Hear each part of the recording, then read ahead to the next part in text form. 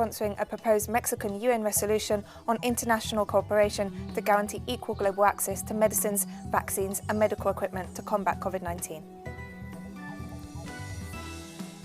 US President Donald Trump informed the nation's governors on Thursday that they could begin lifting restrictions and reopening businesses by May 1st or earlier if they wanted to, despite the ongoing health crisis that has seen almost 36,000 fatalities. The head of the World Health Organization stressed this Friday his concern over a recent jump in COVID-19 cases across Africa. Meanwhile, a Chinese team of medical experts has arrived in Ethiopia to help the country fight the COVID-19 pandemic. From the headquarters of Telesur English in Havana, Cuba, this is From the South. I'm Katrina Goss.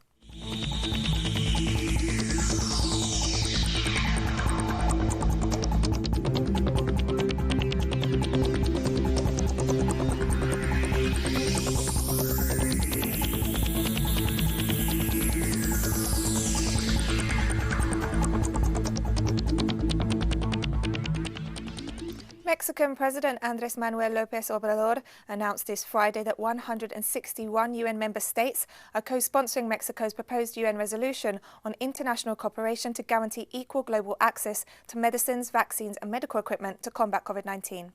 The Mexican president noted that the proposal will be evaluated by the UN General Assembly on April 20th. The resolution urges all UN member states to immediately prevent speculation and all measures to hide or limit access to the supplies needed to contain the coronavirus pandemic. It also encourages UN members to increase funding for vaccine and drug research. The resolution is based on the premise that the poorest countries will be the most affected and the pandemic requires a global response based on unity, solidarity and renewed multilateral cooperation.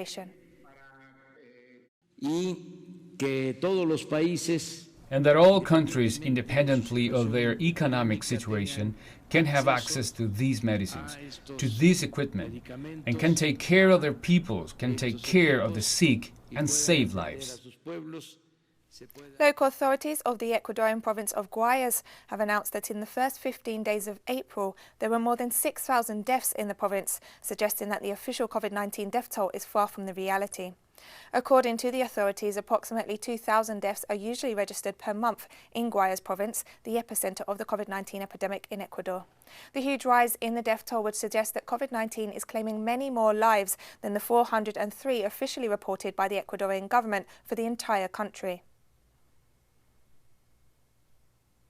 People across Chile are raising concerns over the government's intention to reactivate the economy at the expense of their health.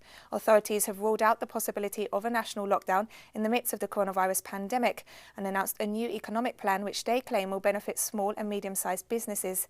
More in the following report. Montserrat is waiting for her patients. Her appointments are spaced out to maintain social distancing. I cannot work from home. I need to be here for my patients. But there has been a marked decrease in numbers. She lives in a neighborhood with mostly senior citizens. Taking care of their pets is not advisable right now, but despite a slow economy, she does not trust the recent announcements made by the government. We have good news for small and medium businesses, which represent over 95% of Chile's companies. The government is now offering credits with zero interest rate. We haven't considered doing this because, to be honest, one must always look at the small print. It's hard to believe their offer. She's had a bad experience previously with a homeowner's loan and is wary of acquiring more debt. I received an email, but they ask for so many requirements in order to postpone our payments.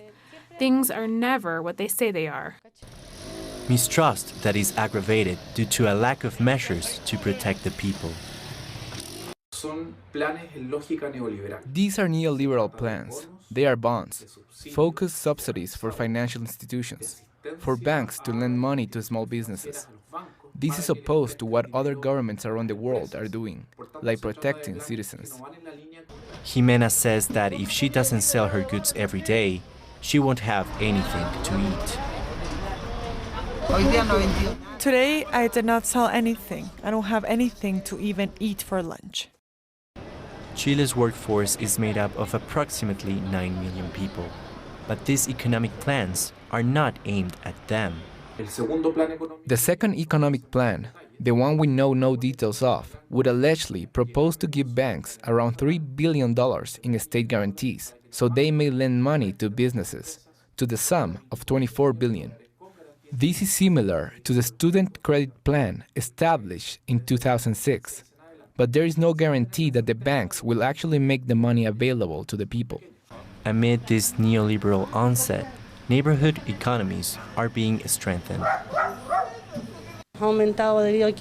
People are going less and less to supermarkets. Out of fear, they prefer to get their provisions here. The people help the people is the motto that became popular during the months-long anti-government protests. More stories coming up after this very short break, so don't go away.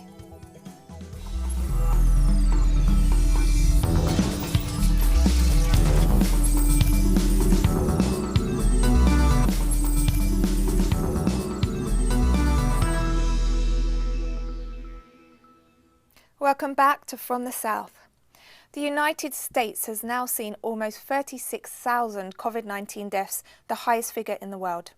The number of cases, according to the Johns Hopkins University, has reached almost 680,000, and the state of New York remains the hardest hit of the country, with more than 16,000 fatalities and over 226,000 cases.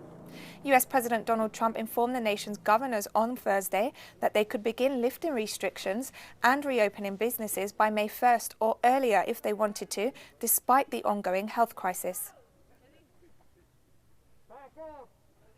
And US President Donald Trump's approval rating has dropped 6 points in the past month due to his mismanagement of the COVID-19 epidemic, according to the latest Gallup poll. The results of the survey published on Thursday revealed that Trump's approval rating has dropped from 49% in March to 43%, representing the biggest difference between two Gallup polls in the space of a month since the beginning of his presidency. According to the poll, 54% of respondents disapprove of the way Trump is handling his job as president, up from 45% in March.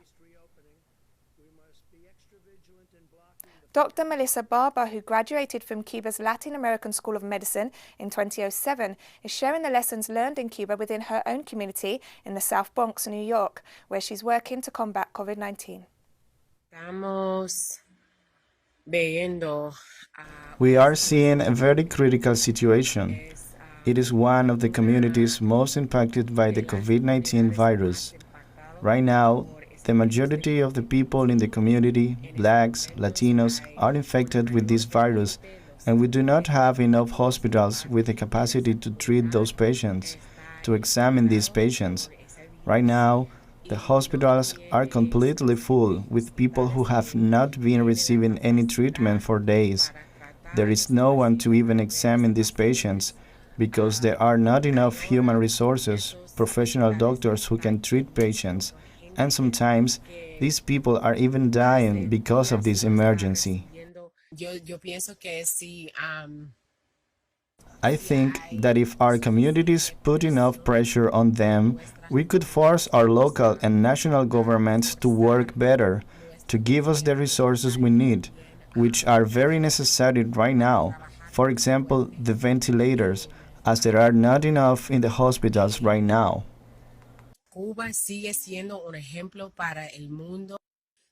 Cuba continues to be an example to the world. You are doing a tremendous job, providing interferon to the nations of the world and also sending those doctors as part of the Henry Reeve Brigade. I am so proud to be part of that brigade. In my heart, I have such a great love for Cuba. I always consider it my other homeland. I send you a very big and a very strong hug. German Health Minister Jens Spahn has claimed the coronavirus epidemic in Germany is under control thanks to measures imposed after an early surge in cases. Germany has reported over 138,000 COVID-19 cases and more than 4,000 deaths. We can now say that this has been successful. We've managed to move from dynamic growth to linear growth. The infection numbers have sunk significantly, especially the relative day-by-day increase. The outbreak is today again under control. I find that a very important and encouraging number is that since April 12, more people have recovered every day than have been newly infected. At the moment, we have over 80,000 recoveries out of 130,000 who have been infected so far, according to the numbers of the Robert Koch Institute. Spain reported 585 new COVID-19 fatalities in the last 24 hours this Friday, marking a rise in numbers for the second consecutive day. The death toll reported over the entire week remains under 600. Meanwhile, more than 5,000 positive cases were recorded in the past 24 hours, also representing a rise for the second day. According to the Spanish health authorities, the rise in case numbers is due to an increase in testing. According to the Office of Statistics of the Ministry of Health, over 188,000 cases of the coronavirus have been registered in Spain, while the death toll has surpassed 19,000. Jean-Luc Mélenchon, member of the French National Assembly and leader of La France Insoumise party, has called on financial institutions to offer debt relief due to the economic crisis sparked by the coronavirus pandemic. We can't pay. Others will not be able to pay either. It is not acceptable for us to go bankrupt because there will be chaos. It is not desirable that we go into hyperinflation because that will be destructive. And of course, no one sees war as a solution, as it has been applied in the past. There is therefore only one possibility left to be solemnly made, and we deplore the fact that in committee you rejected an amendment proposing a report on this issue.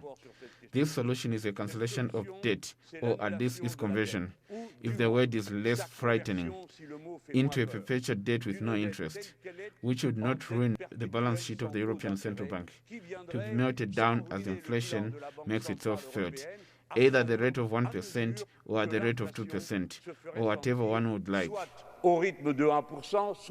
Russia has reported over 4,000 new COVID-19 cases in the past 24 hours for the first time since the outbreak began. On Friday, 4,069 new cases were reported, taking the total to over 32,000. Meanwhile, the number of fatalities increased to 273. 286 patients have recovered in the last 24 hours, taking the total to 2,590. On April 16th, the coronavirus had been detected in all regions of Russia. Moscow City remains the most affected area of the country. It is followed by the Moscow region and the city of St. Petersburg. Russian authorities have reported that a total of 1.7 million tests have been carried out across the country. Portugal woke up to another two-week extension of the state of emergency this Friday. The usually busy streets of the capital, Lisbon, were deserted as the majority of residents have followed the advice to stay at home. The Portuguese government and parliament approved the request from the country's president to extend the national state of emergency for another fortnight until May 1st. The country has been under strict quarantine rules to fight the spread of the coronavirus for a month. Portugal has reported over 19,000 COVID-19 cases and more than 600 fatalities. China reported a fall of 6.8% in its GDP in the first quarter of 2020 compared to the same period last year due to the economic impact of the coronavirus pandemic. This is the first contraction in China's GDP in 28 years, according to official figures. The large-scale quarantines imposed to contain the COVID-19 outbreak saw the end of the growth of the world's second-largest economy at the beginning of this year. The IMF recently warned that Asia's economic growth could stop for the first time in 60 years due to the impact of the pandemic on various sectors of the economy. NASA astronauts Andrew Morgan and Jessica Meir and Russian cosmonaut Oleg Shkiripochka returned to Earth from the International Space Station on Friday and faced some changes to the landing procedure due to the coronavirus pandemic. The teams in charge of receiving the astronauts were subject to medical observation for a month, including COVID-19 tests, and wore face masks and gloves during the welcome. Shortly before their return to Earth, Meir confided to the press that it would be difficult for her to adapt to the new social distancing rules. Meir made history by participating in the first all-female spacewalk in October 2019, which she performed with Christina Koch. And we're taking one final break now, but stay with us for more.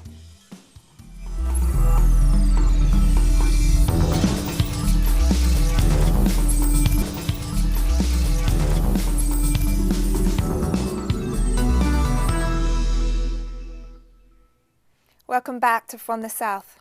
The head of the World Health Organization stressed this Friday his concern over a recent jump in COVID-19 cases across Africa. But although we see encouraging signs in some countries, there are worrying trends in others.